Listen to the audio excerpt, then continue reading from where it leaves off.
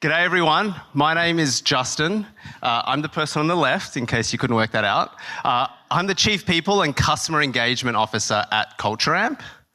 And I am Amy Lavoie. I am the VP of People Science here at CHROs. And if you don't know what People Science is, we are a team of organizational psychologists, and we have the amazing honor of getting to look across our more than 1 billion data points across customer surveys and performance reviews with thousands of customers to really see what is happening in the world of work. We study trends, we work on our benchmarks, we put together thought leadership, and then we also work very closely with our product team to embed that research into our product to ensure that everything we're building is helping us achieve our mission of building a better world of work.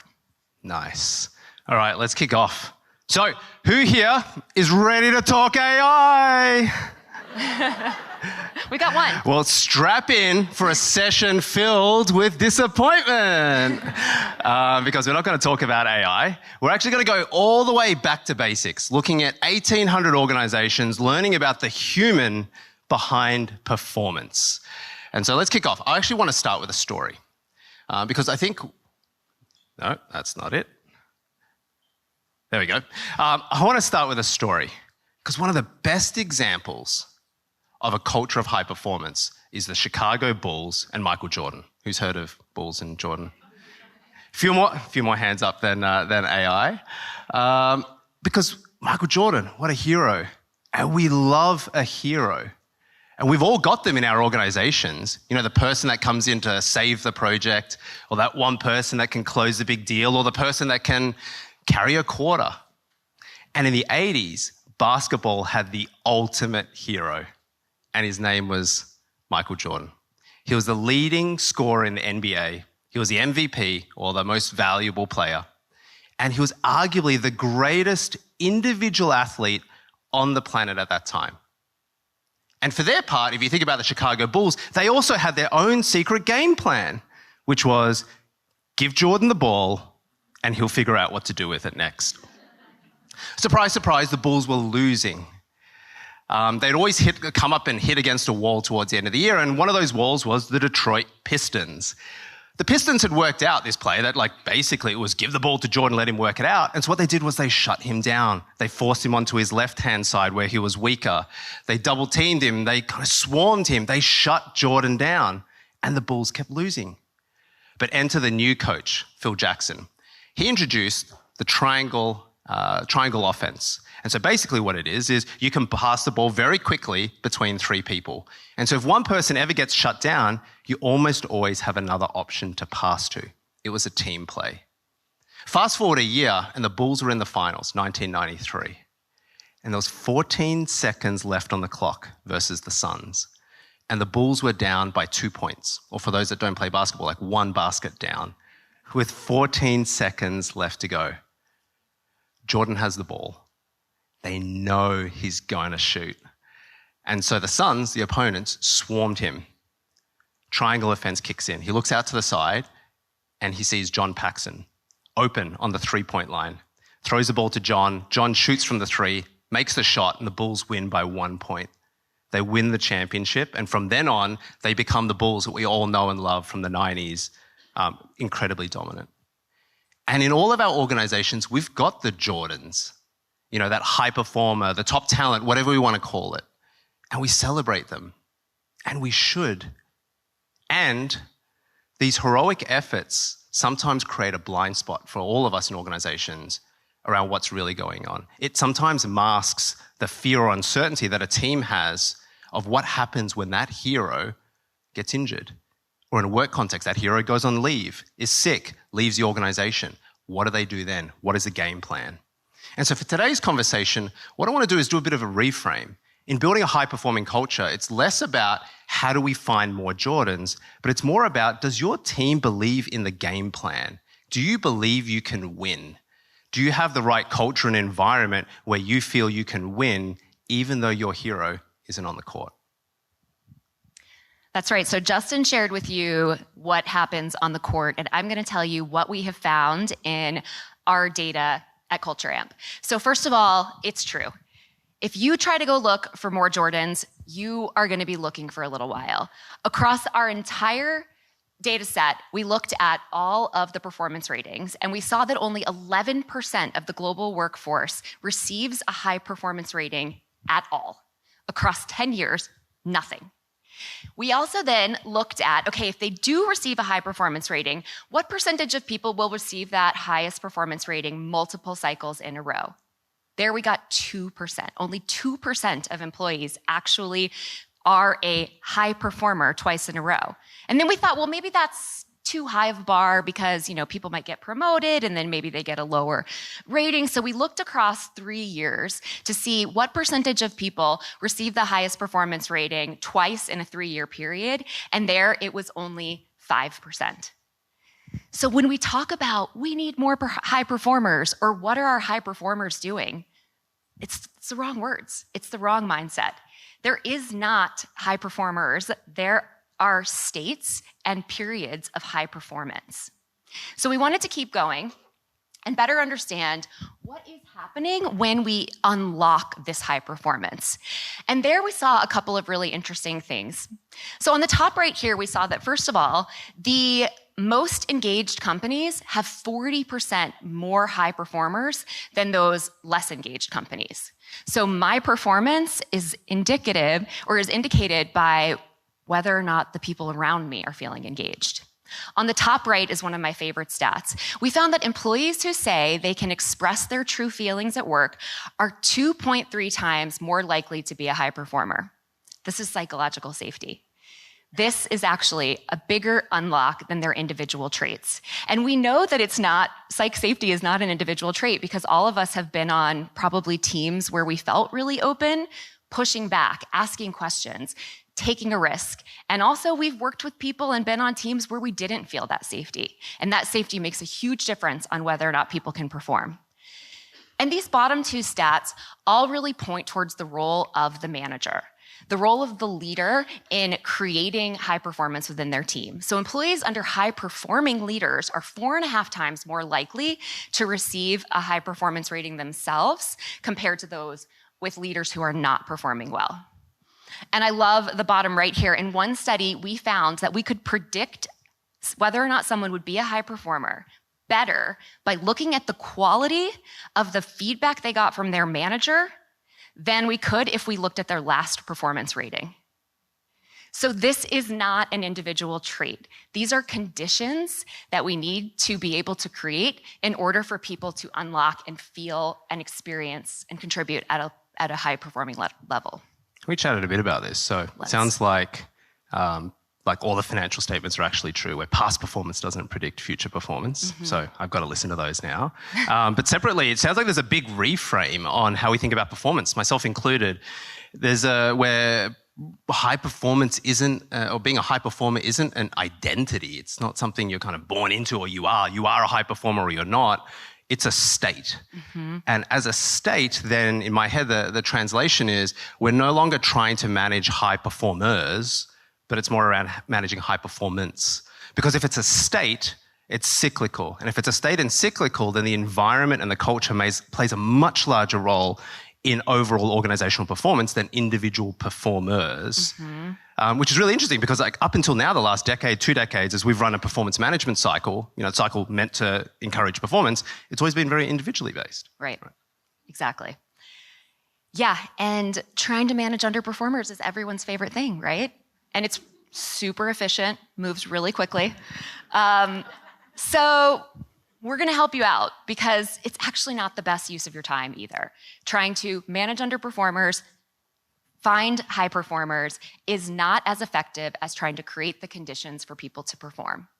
So we then wanted to look and understand, all right, at this group level, so we know that, individuals can't perform or aren't inherently high performers. We know that you can unlock performance with the people around you. But now let's look at the group level. Let's look at the organizational level. And let's try to understand what is happening when companies perform.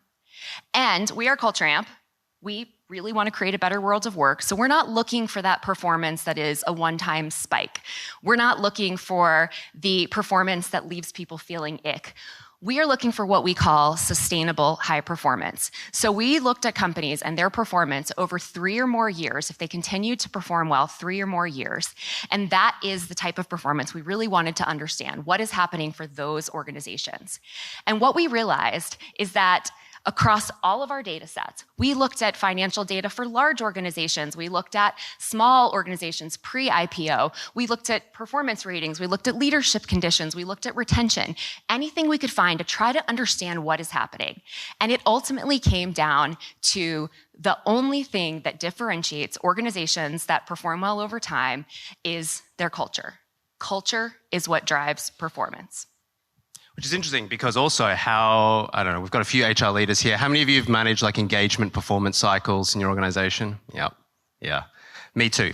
And so I don't know if it's the same as you, but we're like, well, the engagement cycle takes a lot of work. The performance cycle takes a lot of work. So we should run them differently at different times of the year. So you kind of have an engagement cycle time and a performance cycle time.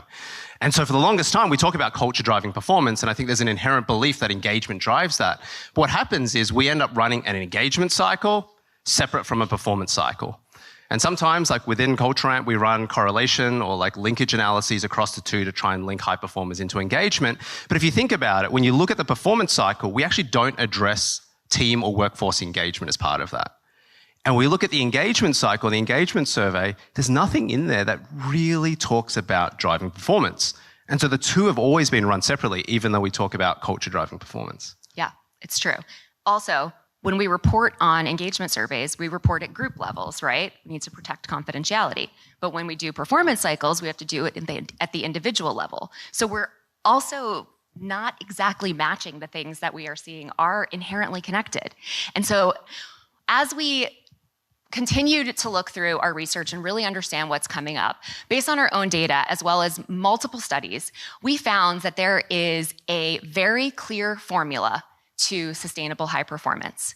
And that is you first need workplace engagement. And we define that as when your people are really engaged with the organization, but also really engaged with the work that they're doing today. That's important because the contract between employees and employers has changed since we initially decided engagement was important 30 years ago. They need to feel like every job they're doing is contributing to their growth. They're not looking for staying at a company for the next 14 years or until they get their pension plan. So the workplace engagement definition itself has evolved. And what you need is that in addition to what we call performance confidence. And this is, do people believe that we can achieve success? Because we've seen our leaders and we've seen our company set clear goals and achieve those goals. We believe in our products and services, and we can see that we will be successful in the future. So that's how we define performance confidence. And when you have both of these things together, you have what we call a peak performance culture. These are cultures that can sustain performance over time because they have people who love their job, love the company, and believe that the company can win. And I think in analogies a lot. And so I'm going to do an analogy translation for myself. So one, it's incredible. It's like such a shift in the world of engagement and how we've always understood engagement. So one, it's just been a really interesting journey. But if you think about workplace engagement on the left-hand side, going back to a sports analogy, am I proud of the team? So to take the Chicago Bulls, am I proud of the jersey that I wear? Am I proud of the position that I play on the team? Am I just proud to be here? Am I motivated by the club that I'm part of? Performance confidence is, do I feel like we can actually win? And then peak performance is the combination of the two, and translated to a sports lens, it's like, when we go into the locker rooms after a game, I proactively bring new ideas. I want the team to be even better. And so I'm trying to shape our overall ability to win. And so using the example that I went to right back at the start of the Chicago Bulls, if you think about pre-Phil Jackson, the 1991 version of the Bulls, they had workplace engagement. The team loved being part of the Bulls. They didn't have performance confidence. They were worried because every time they passed the ball to Jordan, they're like, can he win the game for us? That was their plan. And so they lacked performance confidence. Yeah, absolutely. I also think there are a lot of great sports analogies for the inverse of that, which is those companies that focus so much on performance confidence, but they actually don't really care about the humans around them. Give me an analogy, Justin. Well, there's always a flip side to everything, isn't there? Actually, I've got a really good one that actually ties in with the whole Bulls story, which is the 2004 Lakers. And so this was a team, actually had a coach by the name of Phil Jackson, the same coach from the Bulls that we talked about before. So think about that in our world. You've taken a high-performing coach and then you've moved him to a new team, 2004 Lakers. The team was stacked. There were 4 Hall of Famers on that team. But 2 of the Hall of Famers were feuding. They couldn't get along. One of the Hall of Famers hated the triangle offense and just refused to play it. But it was the most stacked team. It was the favorite team, 2004 Lakers. They went up and they met the Detroit Pistons in the final. So actually one of the learnings is like Detroit Pistons appears a lot as always the underdog that keeps winning. But they met the Detroit Pistons who were severe underdogs in that game in the finals. They didn't have a stacked bench, but they had a system and the Pistons won. It was a massive upset. And following that, the Lakers completely imploded. The team just left. But if you think about it, you have exactly the same high-performing coach. You have the same system, which was the triangle offense. You have a team stacked with talent, but you had a different culture, and the team lost. Big difference. Yeah, and what that feels like or looks like in workplaces is that's going to be people who are very transactional. They're like, I will perform, I know we can do this, and I will do exactly what you ask for me, but nothing more unless you pay me more. And as soon as I get a better opportunity, I'm going to go there. Those companies can perform, but they can't sustain performance. So now let me show you how we're going to help companies unlock this peak performance culture. We have created what we call a performance culture quadrant. And what this allows every organization and teams within organizations to do is to determine their current performance culture and then figure out what they need to do to be able to reach that peak performance. So let me walk you through this quadrant, which is really beautiful. I feel like all of my quadrants are on a whiteboard with, okay, so you've got our X and Y axis. X axis is performance confidence. This is, again, that belief. We've seen this company succeed. We know we can do this. We believe in what we're trying to do here. Workplace engagement is engagement with the company and the role. And then we have our 4 quadrants. So the top right, hopefully you've started to get the gist of what a peak performance culture is. This is where we all want to go. This is the companies that are performing well and that can adjust and change as conditions change and continue to achieve that performance level over time. Down to the right is what we call a strained performance culture. This is high performance confidence, low engagement. This is the Lakers in 2004 that Justin described. This is going to be your companies that are really good at setting targets and achieving those targets. They know the playbook, they know how to be successful, but they don't necessarily want to be a part of this company in the long term. They're, again, in that really transactional place. We sometimes see high burnout in these cultures because people are cranking to meet those short-term goals, but they're never able to restore that energy and really look beyond about what we need to do in the future. Opposite of that is the top left. So that's going to be high engagement and low performance. This is what we call an engaged skepticism culture. These are going to be employees that believe in the company. They believe in the mission. They want to be a part of this thing, but they're not sure the company can succeed. What you might feel in an organization like this is perhaps it's pretty frenzied. People are working really hard. They're running really fast, but they might be bumping into each other or running in the wrong direction. They often don't have really clear decision-making models. They may not feel like resources are directed in the right direction to those priorities. These are really common organizations that can achieve a little bit of performance, but they very quickly will not be able to make the results happen. And then finally is our disconnected performance culture. And this is organizations that are really struggling with both. These organizations, they can turn it around. We have seen organizations be able to move outside of this and even get to peak performance, but they might feel like, I still want to be here, but no one's listening anymore. I don't feel like I'm seeing signs that we're going to be able to figure this out. And I've lost confidence that we can do this thing. You might, in this organization, have some quiet quitters. You might have some that are saying, I don't really want to be here, but I'm just going to ride it out until the next thing comes. And so this is a really hard culture, and it's something where you really need to focus to be able to get them out of that quadrant and into a better place. I was a skeptic when I first saw this. And Amy and I have worked together now for a couple of years. In fact, I think our very first onboarding meeting was 2 years ago at Transform here inside the wing. So it's full circle that we're back here again. But I was skeptical. I was a consultant before, and as a recovering consultant, I'm like, okay, someone created a 2x2. The top right is the best. Everything else sucks. How do I pay you a lot of money to get me into the top right? Okay, I get it.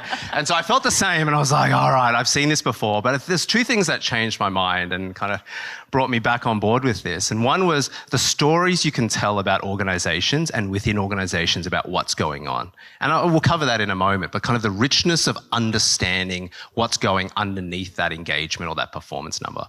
And the second one is we talked about the data on organizations that we mapped. And so that actually helped convince me. Thank you. And so what we did was, as Amy mentioned, we looked at 1,800 organizations and we went back and we mapped their company performance using stock price as a proxy. And what we found was those that were in peak performance, those companies that ended up mapping there, over the course of 1 year that we changed, they had on average a 21% stock price change. That gets the attention of CFOs and CEOs. When you look at the median of the other three grouped together, it's actually a stock price decrease, minus 4%. Yeah, and this is pretty astounding, but I will say when I first saw these results, I was super interested, but I was also I had a big question in my mind. Because while we don't have all the details here, what I was seeing was that within that strained quadrant, so high performance, low engagement, their stock price change was still improving. It was still pretty good. And so we went back to the research because I really wanted to understand what about over the long term? Because it makes sense to me that if you're focused on performance, you're performing, but can you sustain that? And so we went back and we looked at these results a few years back, and the results got even more compelling. Definitely. So when we looked at it over a 2-year period, the results were even more pronounced. So those in peak performance went from 21% up to 36% stock price improvement over a 2-year period. So that's the concept of sustained high performance. And if you look at the average or the median of the other three groups, it went down by a larger, from minus 4 percentage points to minus 11 percentage points. Yeah. But I know on strained it was... On strained, the story really changed. So they really plateaued. So that's where we really saw peak performance and strained start to separate from each other. So they weren't too far apart in 1 year, but once you got to the second year, peak performance stock price almost went flat, whereas you can see peak performance went up by 36 points. So this is the, hey CFO, this stuff really does make a difference. We can't just focus on performance. We can do that and we can get the next quarter's results, but we are not going to be able to create a culture that is going to help take us further and further and further. Yeah, which answers the question, who cares about workplace engagement? Just hustle, just do the performance part, and it works for a short time, but it doesn't work beyond a certain period of time. Totally, and I would add too, if you just focus on engagement, that doesn't work either. So we've got to do both. And that is what we saw time and time again. Every way we cut the data, we kept saying there are these major benefits to these peak performance cultures. And by the way, 44% of our customers sat in this quadrant. This is not an unattainable place to be. And those that had publicly traded information, we saw a 47-point difference. That's just connected to the last slide that we just showed in stock price change. We saw they had 88% retention, and we saw they had 21% more high performers. We have lots more stats behind this, but we wanted to keep it to 3 because that's the rule. Yeah. Easy to remember in 3s. And so let's talk about what it actually looks like. And so this is actually live in our product today. Today's first day that it's out. Yeah. I know everyone in here is a CHRO customer and is from CHRO by the number of cheers. So thank you for that.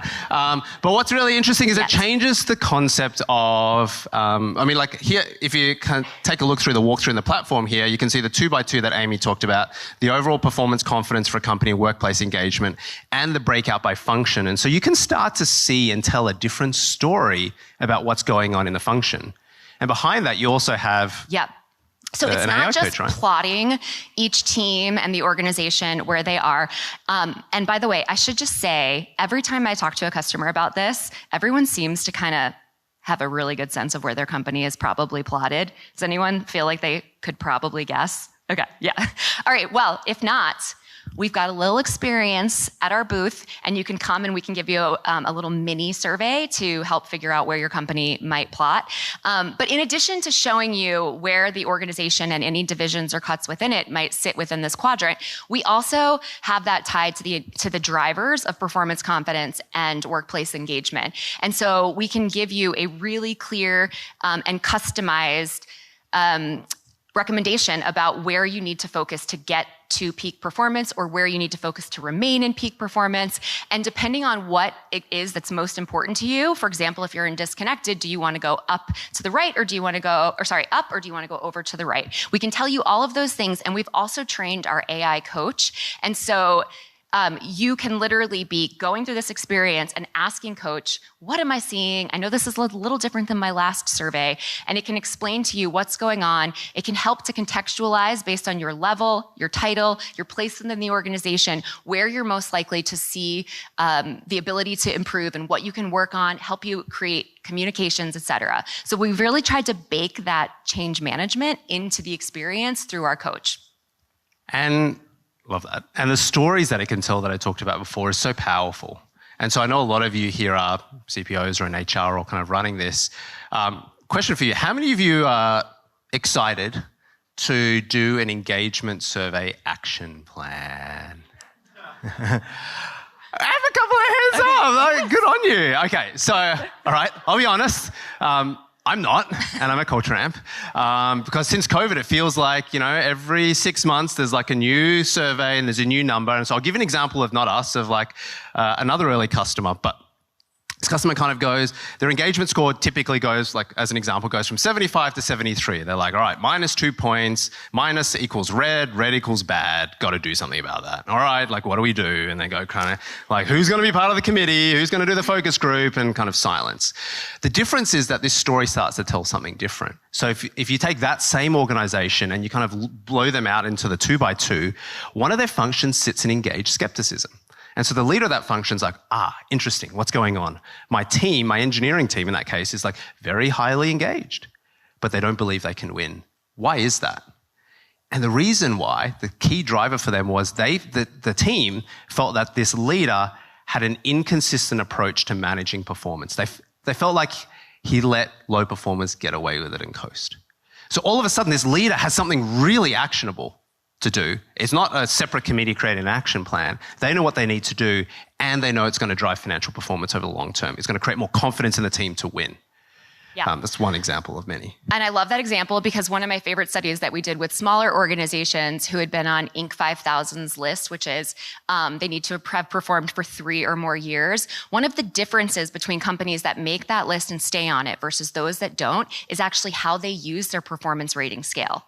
So companies in peak performance let me do the reverse. Companies in engaged skepticism are more likely to have almost everyone in the middle. You're all meeting expectations. Yay.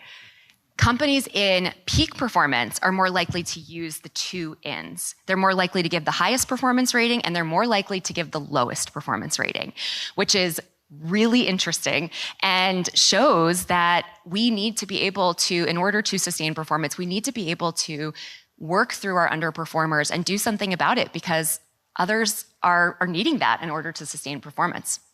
So, and Justin, I have to say too, we've talked about this with a number of customers in our early access program, and they have said the same thing about, I can tell a story now. My CFO is interested in this, loves this, which is not a piece of feedback I'd heard before from someone who runs employee engagement. They're saying we're now going from how do I get from a 65 to a 70 to how do I become a peak performance culture? And that's really accelerating the pace of change and people focusing on this. And they're not asking for a gazillion change management resources. They just want to get in and do the work. So we are really excited about this. We have a report that we have just put out called Find Your 47% Advantage. This is all about the research behind sustainable high performance and this new performance culture quadrant. We would love for you to take a look at that. come to our booth. We're at 527. We can actually show you the full experience. You can look at Coach and how it works alongside these things. You can take a quiz and start to see where you might fit within the performance culture quadrant. We are so excited about this, and it's been great for us at Culture Amp, and it's been great for our customers. So we're really excited to now have this in the product so that we can go beyond a 2x2 and a bunch of PowerPoint slides to a product that can scale throughout your organization and help you get to that peak performance culture. That's a wrap. Thank you, everyone. Thank you. Thank you, Amy. Cheers.